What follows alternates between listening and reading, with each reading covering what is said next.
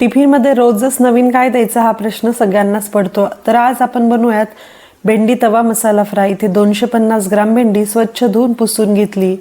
भेंडी स्वच्छ पुसायची, कोरडी करायची, म्हणजे ती बनवल्यानंतर चिकट होत नाही. भेंडीचे पातळ उभे असे काप बनवून घेतले, म्हणजे परतवताना ती लवकर परतवल्या जाते. त्यानंतर मध्यम आकाराचा एक बटाटा घेतला आहे. बटाट्याच्या पण उभ्या पातळ अशा स्लाइस बनवून घेतल्यात. त्यानंतर मीडियम आकाराचे 2 टोमॅटो घेतले. टोमॅटोच्या पण पातळ उभ्या असे काप बनवून घ्यायचे. पॅनमध्ये तेल कडकडीत गरम करून घ्यायचं. तेल छान कडकडीत गरम झालं की त्यात मोहरी, जिरे, कढीपत्ता, हिंग याची खमंग अशी फोडणी देऊन घ्यायची.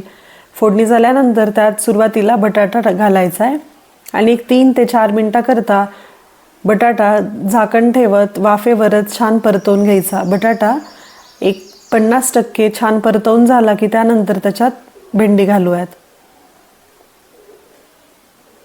हे बघा, असं झाकण ठेवत सारखा परतवून घ्यायचा आहे 3 ते 4 मिनिट. झाकण काढायचं प्रत्येक 1 मिनिटानंतर आणि असा हलवून घ्यायचा.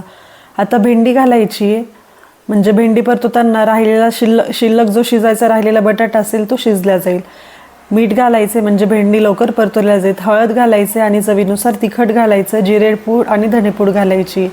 व्यवस्थित सगळं मिक्स करायचं आणि परत वाफेवरच झाकण ठेवत एक 3 ते 4 मिनिटाकरता भेंडी पण चांगली मऊपर्यंत इथे परतवून घ्यायची. भेंडी पण आपली 80% मऊ झाली बघा. त्यानंतर सगळ्यात शेवटी टोमॅटो घालायचा आहे.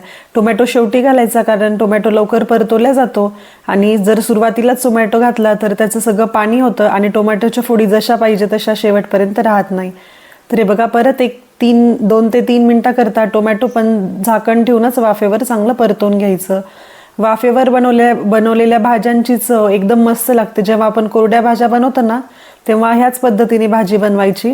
त्यात पाण्याचा शिपका किंवा थोडंही पाणी घालायचं नाही. अशी भाजी तुम्ही पण करून बघा वाफेवर, चवीला खूप छान लागते. बारीक कोथिंबीर घालायची चिरलेली. तयार झाली आपली भेंडी मसाला तवा फ्राय. तुम्ही पण ही रेसिपी एकदा नक्की ट्राय करा. व्हिडिओ आवडला असेल तर लाईक करा आणि चॅनलवर नवीन असाल तर चॅनलला नक्की सबस्क्राईब करा. चला तर मग परत भेटूयात एका नवीन रेसिपी बरोबर. तोपर्यंत बघत राहा A to Z Pallavi's Marathi recipe. धन्यवाद.